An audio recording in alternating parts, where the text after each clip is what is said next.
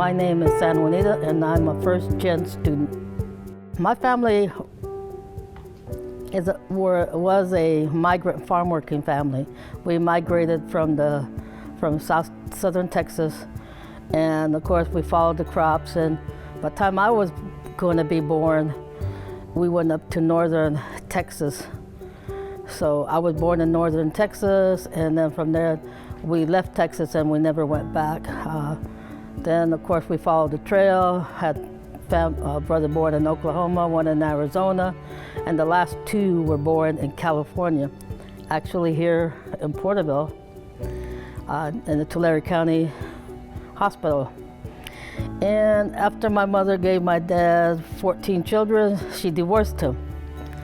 And it was probably the best move she ever made.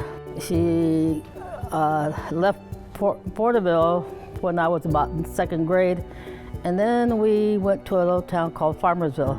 Like I said, my mother raised 7 children by herself, so we were under the system of under welfare. We had food stamps, and they actually looked like little mini dollars or Monopoly money almost. Unfortunately, my older brothers and younger brothers did not graduate from high school, but they all did attain a GED later in life via adult school or the Armed Force. My mother always said she wanted to see a high school graduation, so I made a promise to her that I would graduate from high school. So I was the only one who actually received a diploma. My mother was happy because she was able to go see a graduation, the pomp circumstances, and she was delighted.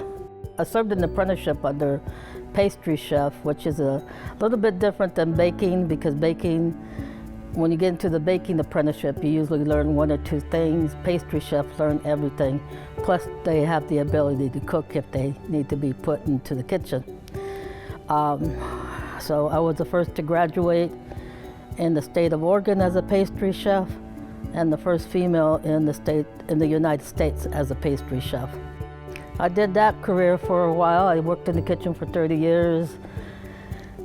And then unfortunately I became disabled.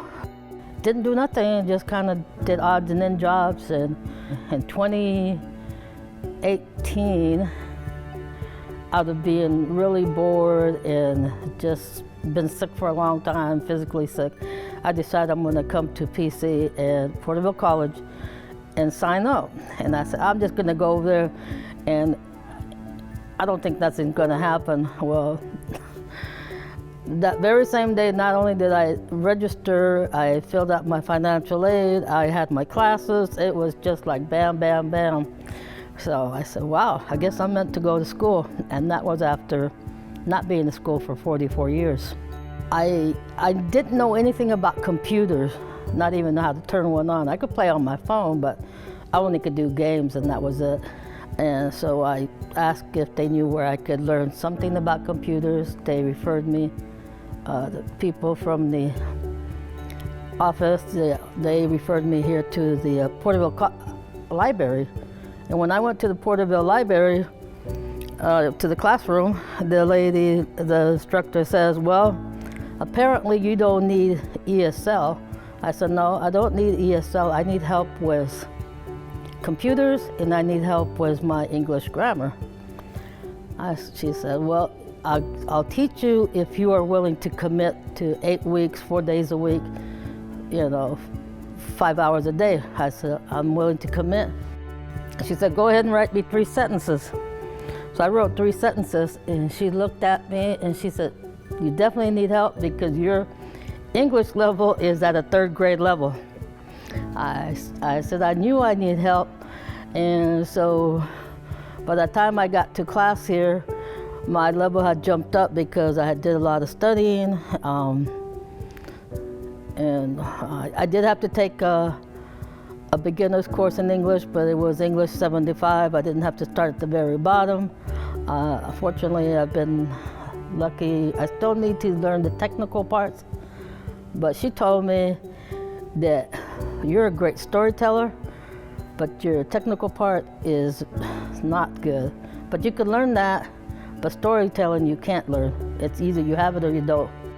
So I've been able to write stories, and I had a couple of, I haven't had any stories published yet, but I'm still looking to get something published, but I did have some poetry published my second semester here at the school. I do a little bit of everything. My first political poem was actually published, and I had never done a political poem. My Spanish teacher here in Porterville College says, "You can do this." She says, "I've seen your writing, and I think you can do this." And I said, "But I've never done anything political before." She goes, "I know you can do it. It's in your heart." So and of course we had to compete the next day in open mic here on campus, and so I had to come up with something. And that morning at 3 o'clock in the morning, I came up with 1600 Pennsylvania Avenue. Originally I wrote it in Spanish, and then I had to translate it in English. So I was really surprised and happy, and so that was good. I'm basically shy. Most people think I am not shy because I always speak up. But I know myself, especially in the classroom, if I don't speak up right away, then I'm not going to speak at all. So I get myself out of that shell instantly. If I'm in a situation where if people are having the festivities, celebrating and having parties, I usually scope out and see where I want to fit in, because I feel that my energy is worth time, and if I want to say something, I want to say something that has some value. I don't want to BS. My first 3 semesters, I think it was, or maybe 2 semesters just to be sure, I managed to get a 4.0, which was very surprising for me, because when I was in high school, even though I did graduate, it was a little bit harder for me. And unfortunately, in high school, I did do probably what the norm that a lot of teenagers do drugs and alcohol. And my history teacher took me to my first AA meeting at 17. And so when my mother had told me that she wanted to see a graduation, I kind of stopped my drinking and I put myself into studying. It was surprising, it was very surprising for me, but I also noticed that there were a few older people, maybe not as old as I am. And the kids in my classroom, well, I call them kids, and I know sometimes it's disrespectful, but the students in my classroom, we tend to get along because I act younger than my age, and then they'd be talking to me, and then they find out, "Oh, you're as old as my grandmother, but you don't look like my grandmother." I said, "Well, yeah, I'm a little bit younger, I think, mentally than your grandmother." As of April of 2021, I will be celebrating 38 years of sobriety, and so, and I think it's never too late to come back.